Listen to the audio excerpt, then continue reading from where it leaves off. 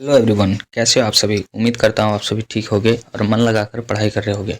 दोस्तों, आज के इस वीडियो में हम बात करने वाले हैं एसएससी सिलेक्शन फेज 12 के कंप्लीट सिलेबस और प्रिपरेशन स्ट्रेटजी के बारे में। इस स्ट्रेटजी में आपको मैं बताऊंगा कि आपको कैसे प्रिपरेशन करना है ताकि आप एग्ज़ाम को अच्छे मार्क्स के साथ क्लियर कर सको। ठीक है दोस्तों।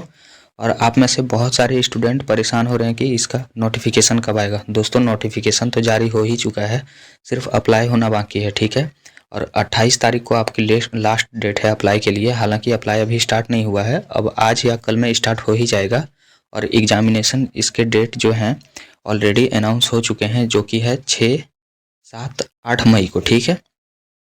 तो फिर भी आप लोग नोटिफिकेशन के पीछे क्यों भाग रहे हैं, मुझे ये समझ में नहीं आता। ठीक है। चलिए, नोटिफिकेशन के पीछे नहीं भागना है और चलते हैं अपने इस वीडियो पे और बात करते हैं कि हमें कैसे प्रिपरेशन करनी चाहिए। देखिए दोस्तों, प्रिपरेशन करने से पहले सबसे पहले आपको प्रॉपर सिलेबस के बारे में पता होना चाहिए। और आज मैं आप सभी के लिए सिलेबस लेके आया हूँ। तो देखिए, चलिए बात करते हैं एसएससी सिलेक्शन फेज 12 सिलेबस 2024 के बारे में। ठीक है। देखिए, यहाँ पे जो सिलेबस होता है दोस्तों, 4 सब्जेक्ट से आपके क्वेश्चन पूछे जाते हैं। ठीक है। पहला हो गया रीजनिंग, इससे 25 क्वेश्चन आएंगे 50 मार्क्स के लिए। दूसरा हो गया जनरल अवेयरनेस, 25 क्वेश्चन 50 मार्क्स के लिए। तीसरा हो गया क्वांटिटेटिव एप्टीट्यूड, 25 क्वेश्चन 50 मार्क्स के लिए। और चौथा हो गया आपका इंग्लिश कॉम्प्रिहेंशन, 25 क्वेश्चन 50 मार्क्स के लिए, यहाँ से भी पूछे जाएंगे। ठीक है। अब आइए डिटेल देखते हैं कि कौन से सब्जेक्ट में कौन सा टॉपिक है। ठीक है। पहले बात करते हैं हम रीजनिंग की। ठीक है दोस्तों। रीजनिंग में देखिए, नॉन वर्बल टाइप होगा क्वेश्चन। ये सभी क्वेश्चन मैं दिखाने वाला हूँ कि कैसा कैसा क्वेश्चन आता है, तो वीडियो में बने रहिएगा। और हाँ दोस्तों, आप सभी वीडियो को लाइक और सब्सक्राइब नहीं करते हो तो लाइक और सब्सक्राइब जरूर कीजिएगा। दोस्तों, आपको सिर्फ एक क्लिक मात्र करना होता है लाइक और सब्सक्राइब करने के लिए, पर मुझे इससे काफ़ी सारा मोटिवेशन मिलता है और मैं 100 सब्सक्राइबर के करीब हूँ दोस्तों। तो आप सभी सब्सक्राइब जरूर कीजिएगा। ठीक है दोस्तों। ये बढ़ते हैं अपने टॉपिक पे। तो रीजनिंग का क्या सिलेबस है दोस्तों, देखिए। नॉन वर्बल टाइप क्वेश्चन, ठीक है। सिमिलैरिटी एंड डिफरेंसेस, ठीक है। Space visualisation, problem solving analysis, judgement making, visual memory, discrimination, blood relation के क्वेश्चन भी देखे जाते हैं यहाँ पे। उसके बाद देखिए, फिगर से क्वेश्चन आएगा, फिगर उसके बाद क्लासिफिकेशन से आएगा, नंबर सीरीज से आएगा। ठीक है दोस्तों। यहाँ पे रीजनिंग का सिलेबस कंप्लीट हुआ। अब मैथ का सिलेबस देखते हैं दोस्तों। मैथ का सिलेबस, जिसे क्वांटिटेटिव एप्टीट्यूड भी बोलते हैं हम लोग, उसका सिलेबस है। नंबर सिस्टम पढ़ना होगा आपको, LCM and HCF, simplification, power and indices, average के क्वेश्चन आएंगे, रेशियो एंड प्रोपोर्शन के क्वेश्चन देखने को मिलेंगे। और आगे देखिए, और भी टॉपिक है इसमें।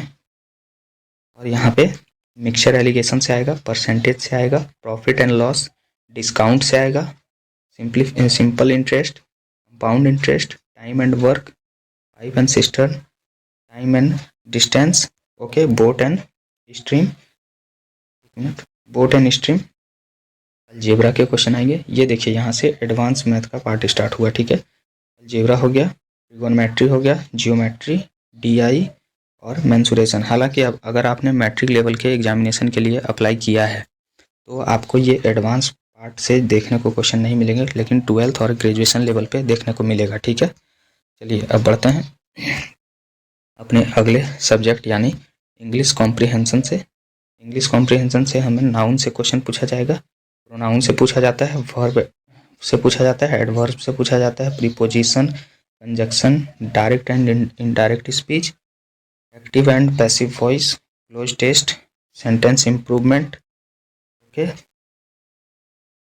फिर सेंटेंस इम्प्रूवमेंट हो गया। फिलर से क्वेश्चन आता है, एरर से आता है, jumble, vocabulary, idiom and phrases से क्वेश्चन आता है। ठीक है दोस्तों।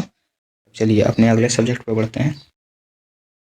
और अगला सब्जेक्ट है हमारा जनरल अवेयरनेस। ठीक है। जनरल अवेयरनेस से हिस्ट्री का क्वेश्चन आता है, ज्योग्राफी का आता है, polity, economics, science and current affair. ठीक है।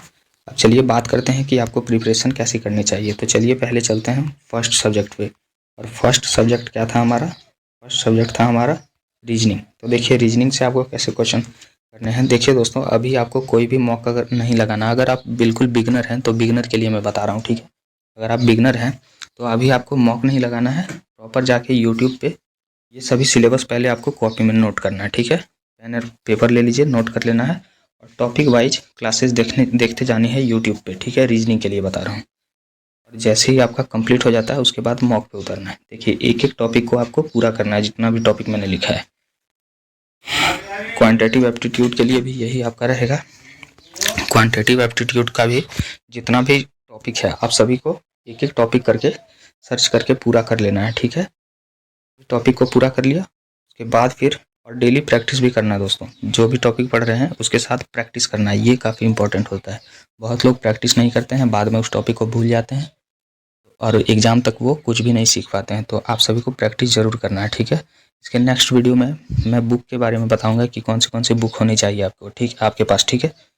देखिए यहाँ पे जितने भी टॉपिक हैं एवरेज के हो गए, ये सब अर्थमेटिक के पार्ट, मिक्सचर एंड एलिगेशन, ये जितने भी टॉपिक मैंने लिखे हैं आपको कॉपी में लिख लेना है और एक एक करके सर्च करना है। आपको जिस भी टीचर से पढ़ने में अच्छा लग रहा हो एक एक करके कंप्लीट कर लेना है सारे टॉपिक को, ठीक है। उस और डेली क्वेश्चन भी लगाना है। मान लीजिए आज अगर आप परसेंटेज पढ़ रहे हो तो परसेंटेज के कम से कम 15 से 20 क्वेश्चन आप लगाइए डेली, ठीक है। जो भी टॉपिक आपने परसेंटेज में पढ़ा उसके आज 15 क्वेश्चन लगाइए, फिर आपने जो नेक्स्ट टॉपिक पढ़ा उसके भी 15 क्वेश्चन लगाइए।